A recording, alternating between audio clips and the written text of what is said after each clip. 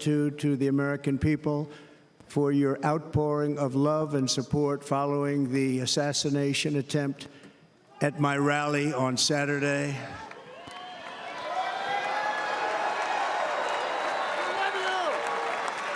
As you already know, the assassin's bullet came within a quarter of an inch of taking my life. So many people have asked me, what happened? Tell us what happened, please. And therefore, I will tell you exactly what happened, and you'll never hear it from me a second time because it's actually too painful to tell. It was a warm, beautiful day in the early evening in Butler Township in the great Commonwealth of Pennsylvania. Music was loudly playing, and the campaign was doing really well. I went to the stage, and the crowd was cheering wildly. Everybody was happy. I began speaking very strongly, powerfully, and happily,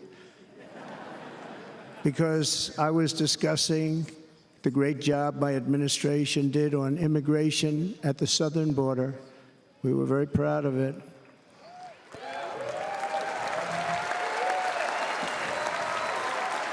Behind me and to the right was a large screen that was displaying a chart of border crossings under my leadership.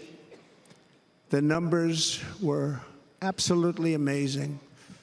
In order to see the chart, I started to, like this, turn to my right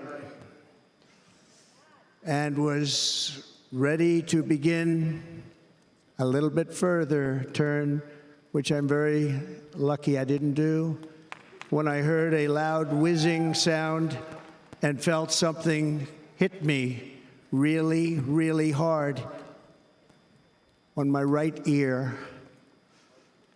I said to myself, wow, what was that? It can only be a bullet. And moved my right hand to my ear, brought it down. My hand was covered with blood, just absolutely blood all over the place.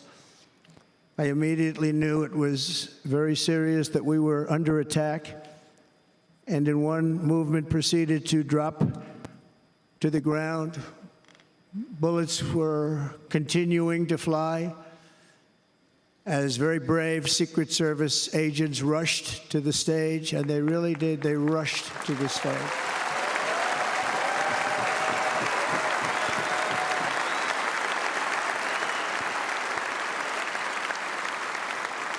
These are great people, at great risk, I will tell you, and pounced on top of me so that I would be protected. There was blood pouring everywhere, and yet, in a certain way, I felt very safe because I had God on my side. I felt that.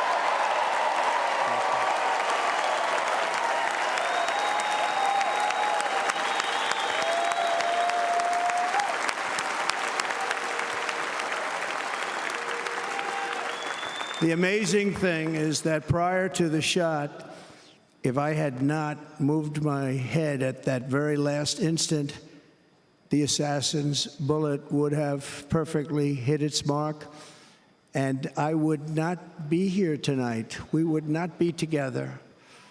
The most incredible aspect of what took place on that terrible evening in the fading sun was actually seen later. In almost all cases, as you probably know, and when even a single bullet is fired, just a single bullet, and we had many bullets that were being fired, crowds run for the exits or stampede, but not in this case. It's very unusual.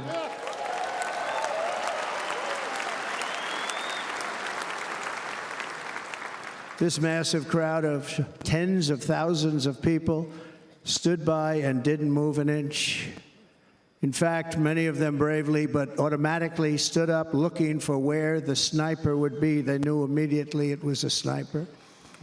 and then began pointing at him. You can see that if you look at the group behind me. That was just a small group compared to what was in front. Nobody ran, and by not stampeding, many lives were saved. But that isn't the reason that they didn't move. The reason is that they knew I was in very serious trouble. They saw it. They saw me go down. They saw the blood and thought, actually, most did, that I was dead.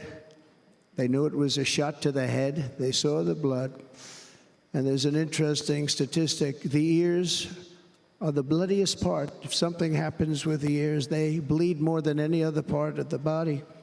For whatever reason, the doctors told me that. I said, why is there so much blood? He said, it's the ears. They bleed more. So we learned something, but they just, this beautiful crowd, they didn't want to leave me. They knew I was in trouble. They didn't want to leave me. And you can see that love written all over their faces. Incredible people. They're incredible people. Bullets were flying over us, yet I felt serene. But now the Secret Service agents were putting themselves in peril. They were in very dangerous territory. Bullets were flying right over them, missing them by a very small amount of inches. And then it all stopped.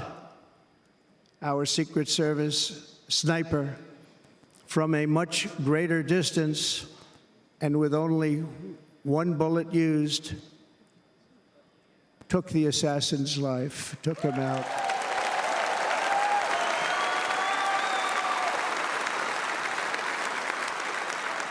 I'm not supposed to be here tonight.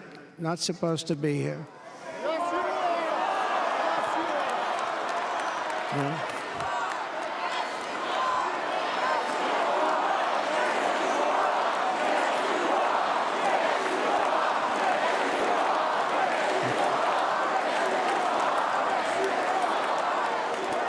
Thank you. But I'm not. And I'll tell you, I stand before you in this arena only by the grace of Almighty God.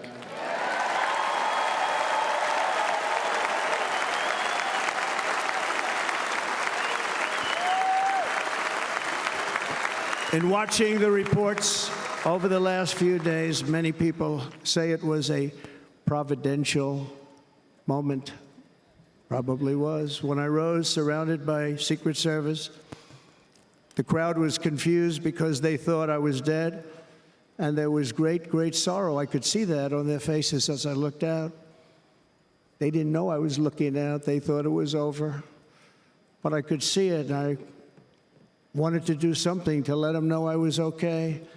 I raised my right arm, looked at the thousands and thousands of people that were breathlessly waiting, and started shouting, "Fight, fight, fight."